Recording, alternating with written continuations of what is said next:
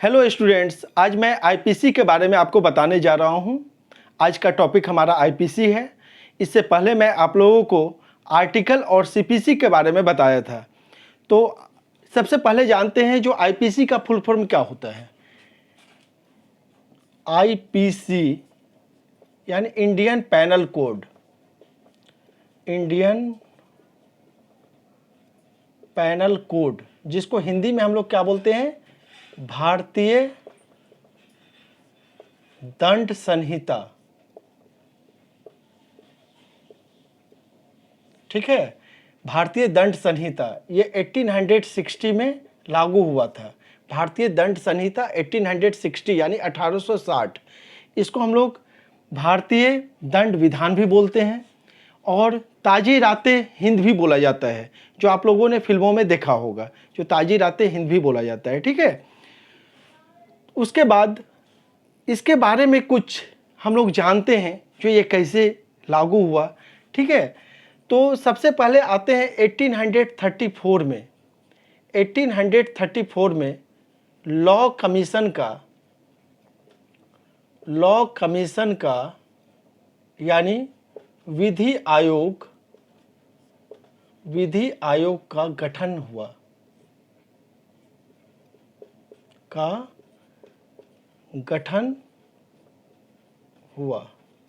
ठीक है, इसका नेतृत्व कौन किए?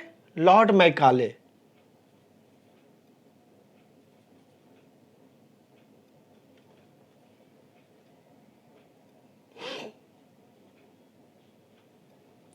Lord Macaulay. ठीक है,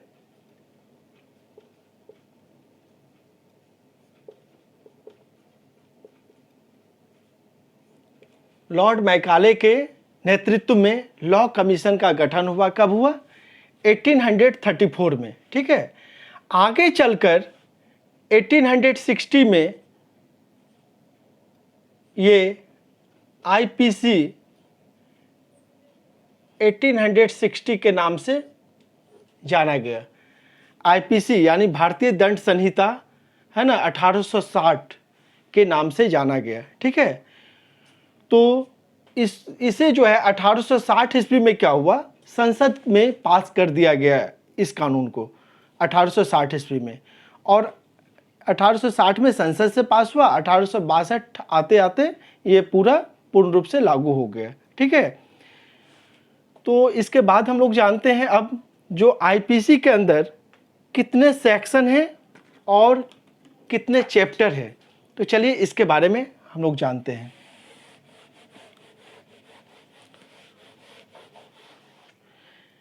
अब इसका पहले हम लोग देखते हैं चैप्टर। चैप्टर का मतलब आप लोग जानते हैं क्या होता है? अध्याय। चैप्टर मतलब अध्याय, यानी 23 अध्याय है। चैप्टर कितना है? 23। जैसे बुक्स हम लोग निकालते हैं उसके अंदर क्या होता है? चैप्टर होता है यानी अध्याय होता है। फिर अध्याय या चैप्टर के अंदर क्या होता है? एक्सरसाइज या अभ्यास बोलते हैं, वो होता है। ठीक है, उसी तरह से यहाँ पे चैप्टर है और क्या है दूसरा? सेक्शन। सेक्शन को हिंदी में हम लोग क्या बोलते हैं? सेक्शन को हिंदी में क्या बोलते हैं? धारा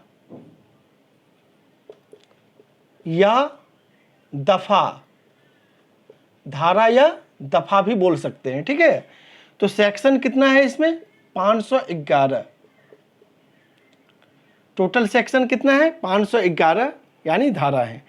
अब इस सेक्शन को क्या किया गया है? चैप्टर में इंक्लूड कर दिया गया है। जैसे चैप्टर 1 में कितना से कितना सेक्शन आएगा, फिर चैप्टर 2 में, फिर चैप्टर 3 में, इस तरह से सेक्शन को डाल दिया गया है जिससे हमें आसानी हो उस चीज़ को देखने में।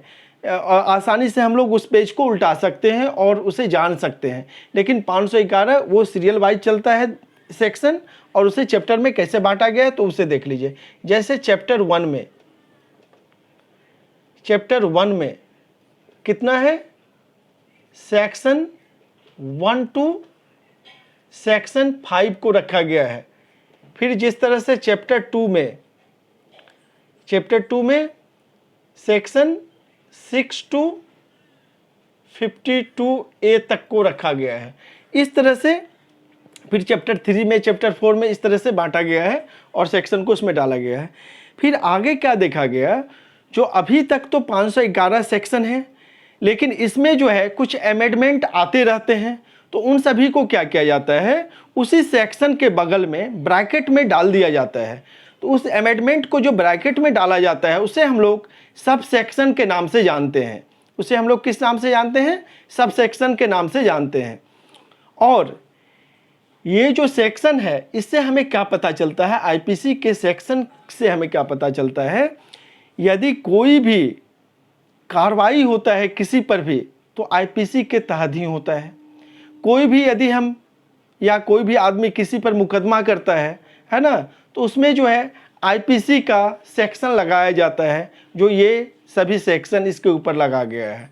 तो उस सेक्शन से हमें ये पहचान होता है जो यह व्यक्ति कौन सा अपराध किया है, यह व्यक्ति कौन सा ऑफेंस किया है, यानी कौन सा अपराध किया है। ठीक है, अब वो जो ऑफेंस है यानी अपराध है वो किस श्रेणी में जाता है, कॉग्निजेबल है या नॉन कॉग्निजेबल है।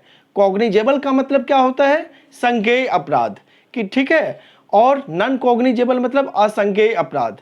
यानी संज्ञेय अपराध का मतलब होता है, यानी कॉग्निजेबल जो होता है यानी गंभीर अपराध, और असंज्ञेय यानी नॉन कॉग्निजेबल का मतलब क्या होता है, कम गंभीर अपराध, ज़्यादा गंभीर नहीं। ठीक है, तो अब दोनों को हम इस सेक्शन के तहत जो उसमें सेक्शन लगाया जाता है, जो धारा लगाया जाता है उसके अकॉर्डिंग हम लोग देखते हैं। ठीक है, उसके बाद यदि संज्ञेय अपराध है तो उसमें 3 साल से ऊपर की सज़ा है, और यदि असंज्ञेय अपराध है उसमें 3 साल से कम की सज़ा है। ठीक है, तो चलिए खैर ये मुद्दा तो आगे की है, कॉग्निजेबल और नॉन कॉग्निजेबल ये ऑफेंस जो है इसे मैं इसके बाद वाले वीडियो में मैं बताऊंगा। अब ये जानना है जो मतलब कुछ मेन सेक्शन को जानना है, कुछ मेन सेक्शन मैं आप लोगों को बताता हूं जो अक्सर हाँ कॉम्पिटिटिव एग्जाम्स में पूछे जाते हैं, और लॉ स्टूडेंट के लिए भी ये ज़रूरी है, और ख़ास करके सभी लोगों के लिए ज़रूरी है। तो चलिए कुछ सेक्शन को हम लोग यहाँ पे जान लेते हैं। ठीक है, आईपीसी के कुछ सेक्शन को जानते हैं। जैसे हमारा आता है सबसे पहले, और बहुत सारा सेक्शन है लेकिन हम कुछ इंपॉर्टेंट सेक्शन के बारे में यहाँ चर्चा कर लेते हैं। जैसे 201 सबूत मिटाना, सबूत मिटाना 201 सबूत मिटाना। 302 हत्या का दंड। 307 हत्या की कोशिश करना, हत्या की कोशिश करना, इसे अटेम्प्ट टू मर्डर भी बोलते हैं। 307। उसके बाद आते हैं 309 आत्महत्या की कोशिश करना।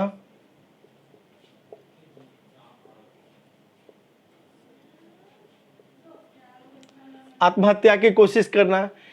310 में आते हैं 310। 310 क्या है, ठगी।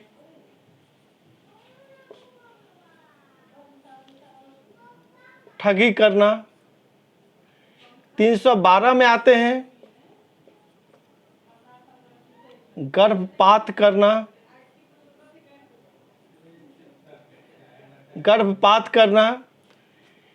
फिर 365 में आते हैं अपहरण। 376 में आते हैं बलात्कार, रेप। उसके बाद 377 में आते हैं अप्राकृतिक कृत्य, है ना, अप्राकृतिक कृत्य यानी अननेचुरल कर देना, जैसे गैंग रेप होता है, वो आ गया 377 में। उसके बाद 378 में आते हैं चोरी। 378 चोरी, उसके बाद है आपका 395 डकैती, 396 डकैती के दौरान हत्या, डकैती के दौरान हत्या कर देना 396। फिर आते हैं 412 में छीना झपटी, छीना झपटी। तो ये कुछ इम्पोर्टेंट हैं जो मैं आप लोगों को यहाँ पे कुछ सेक्शन, इम्पोर्टेंट सेक्शन लिखा दिया हूँ। इम्पोर्टेंट सेक्शन मैं यहाँ कुछ लिखा दिया हूँ, तो आप लोग इसे देख लें। और अब मैं जो हूँ इसके बाद सीआरपीसी के बारे में बताऊंगा। इसके बाद तो मैं कॉग्निजेबल ऑफेंस और नॉन कॉग्निजेबल ऑफेंस के बारे में समझाऊंगा अच्छे से। आप लोग उन वीडियो को भी ज़रूर देखें। उसके बाद सीआरपीसी के बारे में बताऊंगा। उसके बाद आईपीसी का सेक्शन 1, 2, 3, ये चैप्टर 1, 2, 3, 4 के अकॉर्डिंग जो भी सेक्शन है उसे डिफाइन करूंगा, उसे भी समझाऊंगा। तो प्लीज़ आप लोग इस चैनल पे बने रहे और इसे ज़रूर देखें और समझे इसे। Thank you.